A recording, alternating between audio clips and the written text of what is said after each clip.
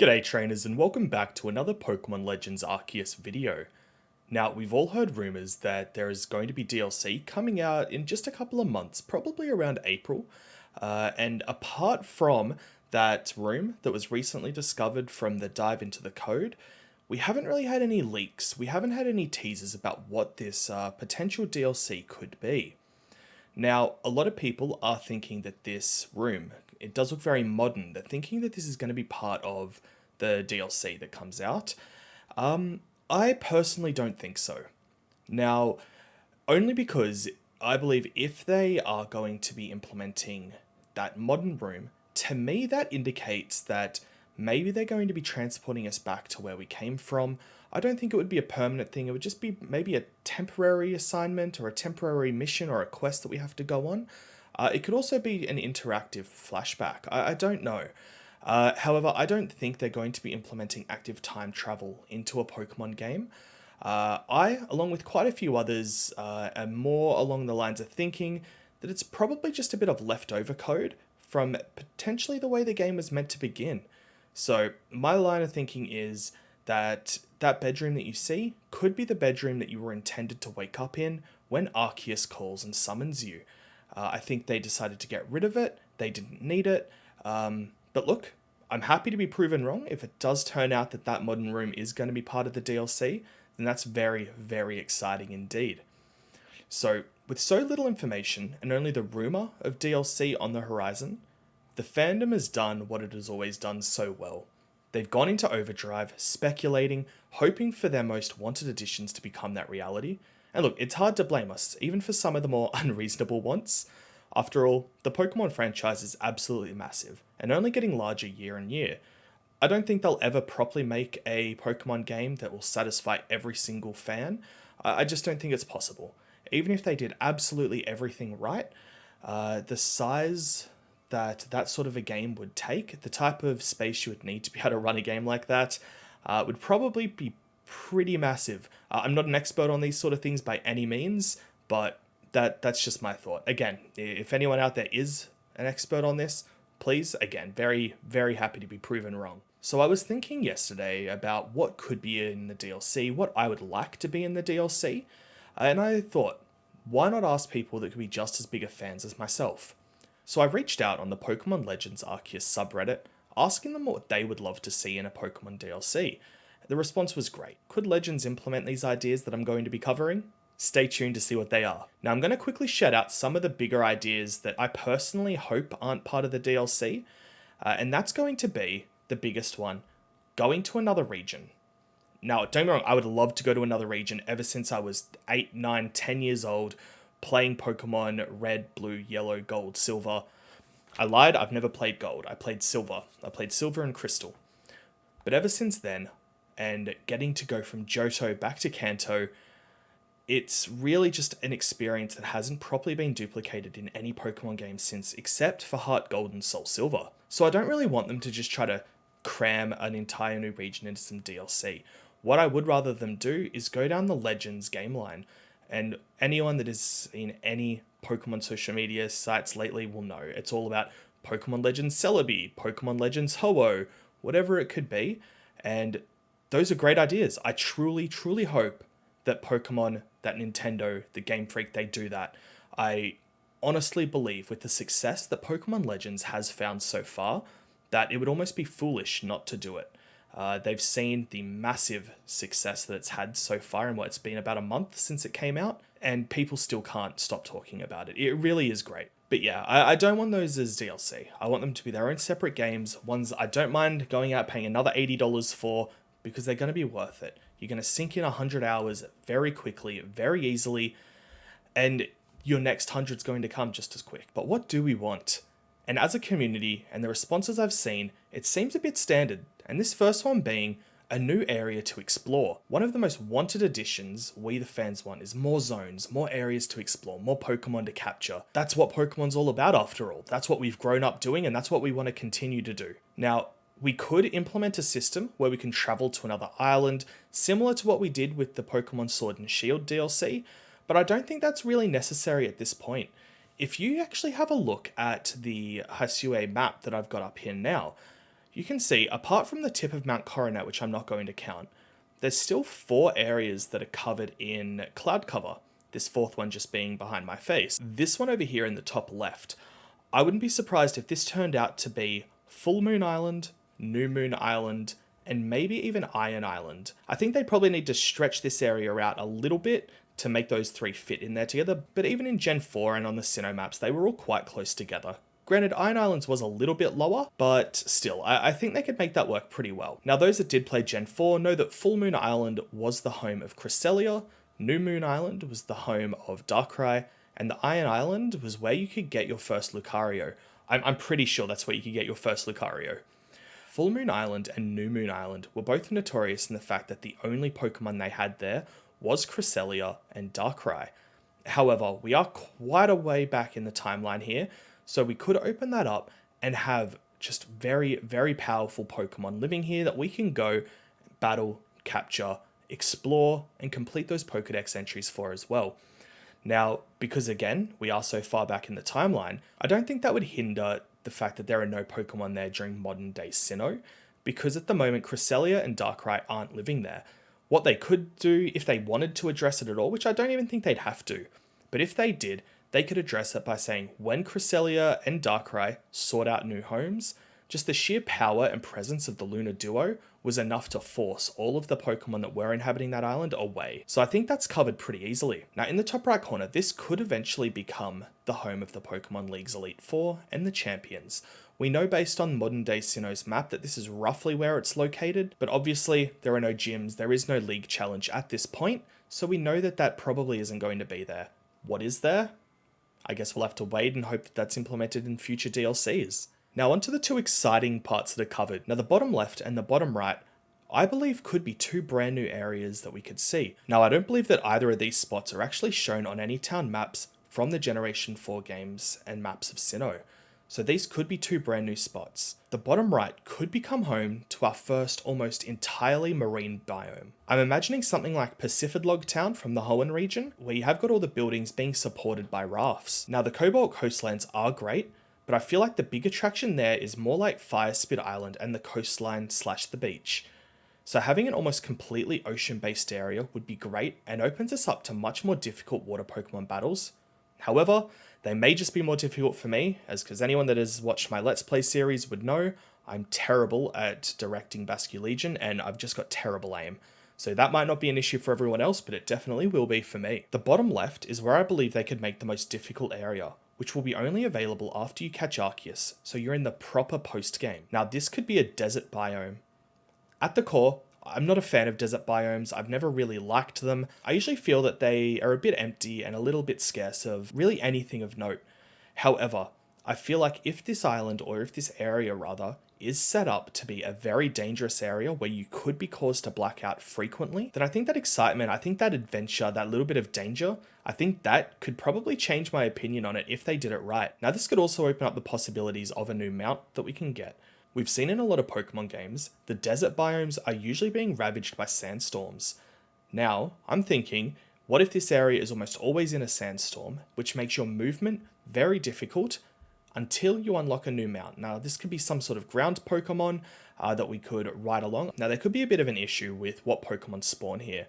Typically in the desert areas, you've got your ground types and you've got your rock types. Every now and again, you'll get Pokemon like Cacnea who can survive in the desert, but for the most part, you're going to have your ground and rock Pokemon covered in the Coronet Highlands. So this could also be a good way to introduce more Pokemon that have not yet been introduced to Legends Arceus. I'm not talking about new generations, I'm not talking about Generation 9, I'm talking about already established Pokemon, and I think that would be a really good place to do it. 2 new biomes also brings new challenges.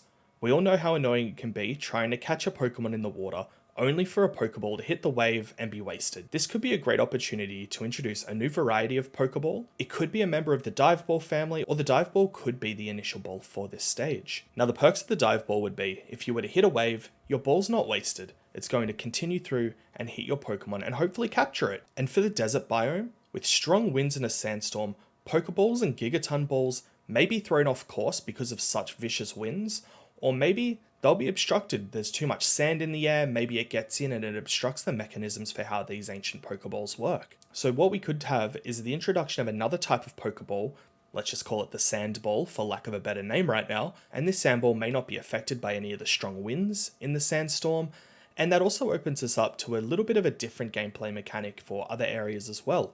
We've all seen storms raging in different areas. Maybe they could implement accuracy for when you're throwing Pokeballs, or if there are strong winds even outside of this hoped desert region, that they could start to get blown off course, providing a reason to not just need to craft or buy these Sandballs for the desert region. They could be used anywhere where a storm is raging. And to delve a little deeper in that, maybe we could have an ancestor of Kurt show up who comes along and creates these 2 new Pokeball families. That could be pretty interesting and a great way to tie back to some of the early generation games. Now, with the tensions between the Diamond and Pearl clans lessening, we could start to see Hisui start to develop into something more akin to modern Sinnoh. Maybe we'll see a small village that starts to be built in the Cobalt Coastlands, and it's called Sunny Shore Village. It would be nice to see some of that development start to happen now that you haven't got these 2 clans warring over almighty Sinnoh. I don't expect things to be perfect, there's still going to be conflict, but without these 2 clans working against each other, development could start to happen at a much more rapid pace. Now, I'll be pretty disappointed if they just drop a new zone and some new Pokemon though. One of the biggest requirements from me would be that there's an actual storyline to go along with this DLC. Now, they've got a couple of options that I've thought of just off the top of my head. The first one would be a pretty fun one. The first one could be a Reggie story. So now that we've caught Regigigas, we may need to go out and either search for the other Regis, so the other legendary Titans, or maybe they haven't even been created yet. So maybe some storyline is introduced that would actually result in Regigigas needing to create the 5 legendary Titans. For those that may not know who those are Regirock, Regice, Registeel, Regieleki, and Regidrago. So with Regigigas already in the game, and being a Pokemon that we've already been able to capture, I'm pretty sure they will implement the Regis at some point. Whether it happens in this DLC or not, I'm not sure, but I guess we'll have to wait and see.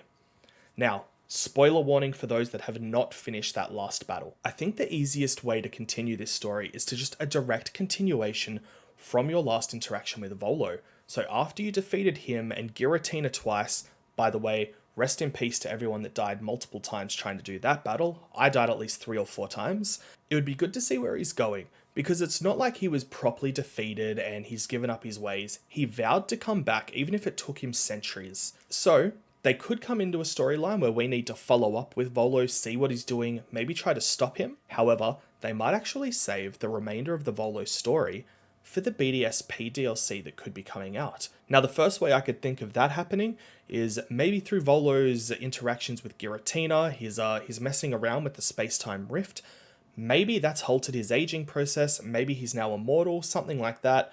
Or maybe more simply, maybe he's just thrown into the future. But that could also then lead into our characters in BDSP interacting with Volo and having to thwart him in the future as well. It's just because he said even if he has to wait for centuries, it's something he's still going to do. So maybe we'll follow up with him in Legends Arceus, or maybe they'll just leave it for the rumoured BDSP DLC. Now, those seem to be 2 very possible storylines in my mind. However, if you think differently, please let me know down in the comments. And look, while you're there, I would really appreciate a like or a subscribe if you're enjoying the content that I'm putting out.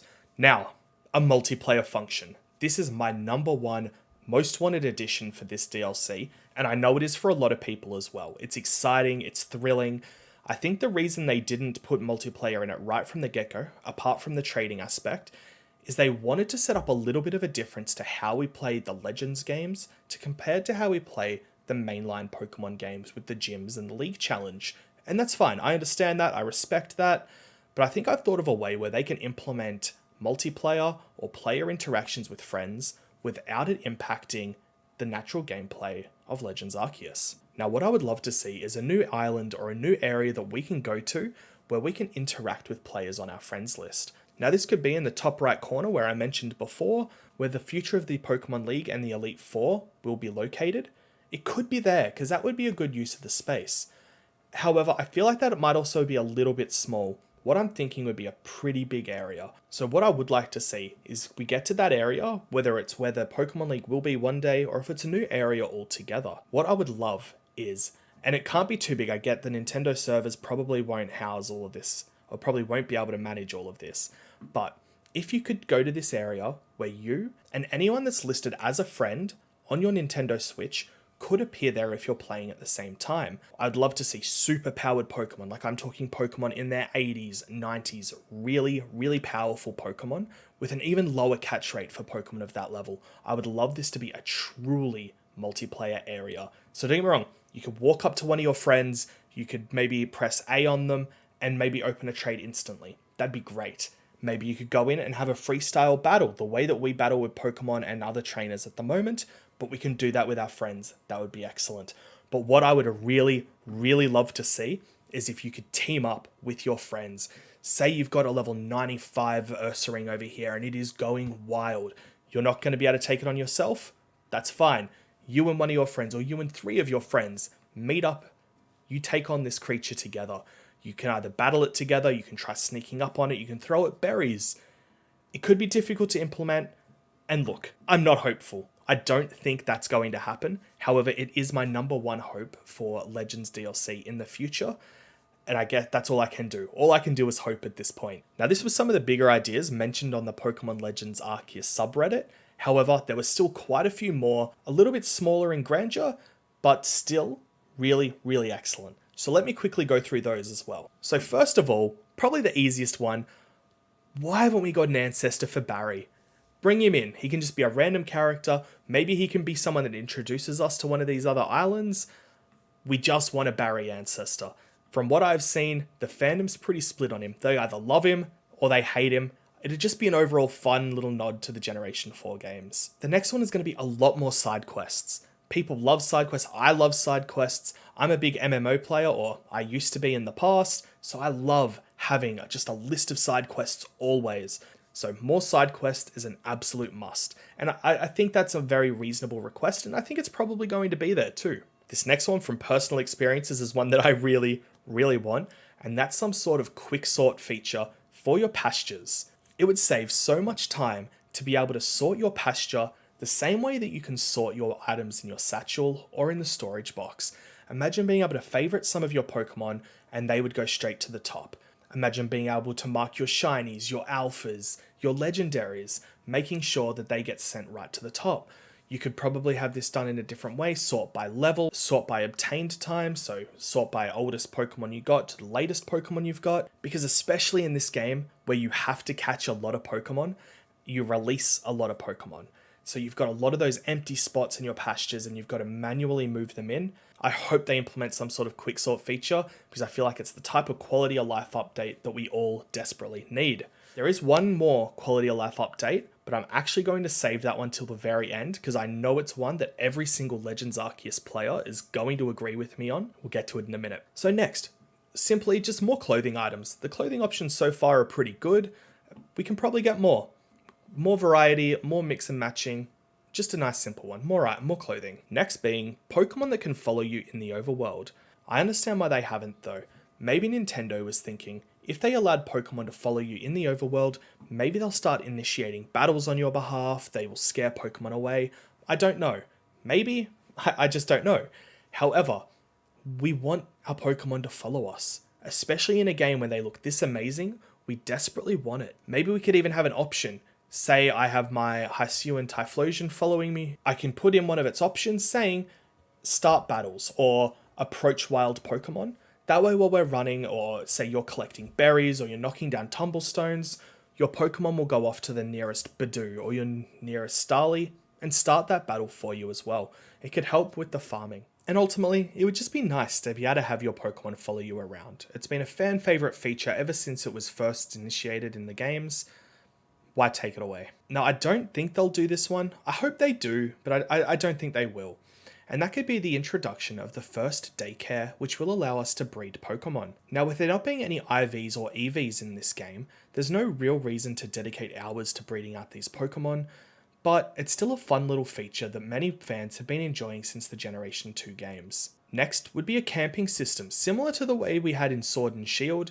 We could camp out with our Pokemon and just get a bit more interactions. After all, this whole game really is about improving human-Pokemon relations. What better way than having those interactive sessions, having those camping sessions with your Pokemon and being able to play with them. With all of the work we've done so far really improving Pokemon-human relations, maybe we could start to see the inkling of a league challenge. Maybe we could start to see the beginnings of the Elite Four. And who knows, as probably the most competent trainer in the High UA region, maybe it turns out that our player character was the original, the number one first champion of Sinnoh. That would be fun. That'd be interesting. And again, it goes without saying, but if they introduce any less than 100 new Pokemon to the game, I'm going to be pretty underwhelmed. I'm going to be a little bit disappointed. Don't get me wrong, I'm still going to spend as many hours as it takes to catch and research all of them. But I feel like with the amount of Pokemon there currently is, anything less than that is going to be a bit of a slap in the face to the fans. I don't expect them to implement the entire national dex, but look, give us 200, 250 more Pokemon, and I think that's more than reasonable. I get it, they also want to keep more Pokemon for future Legends games. And finally, the one I teased before, the number one feature that I am positive every single Pokemon Legends Arceus fan is going to want, and that is going to be able to move from zone to zone without having to return to Jubilife Village. It infuriates me so much. If I could just go straight from the Obsidian Fieldlands over to the Cobalt Coastlands, excellent. If I could go straight from the Alabaster Icelands down to the Crimson Mirelands, perfect. I don't want to have to keep going to Jubilife Village. I don't see why. Just, unless one of you know, explain it to me, but I just don't understand why they need that. Alright, so this was a quick rundown of some of the ideas that myself and other Pokemon fans would like to see from future DLC in Pokemon Legends Arceus. Were there any ideas that you liked or didn't like? Let me know. Was there anything that I didn't mention that you think should be implemented? Chuck it in a comment below and let's have a chat about it. Alright trainers, have an amazing day. See ya.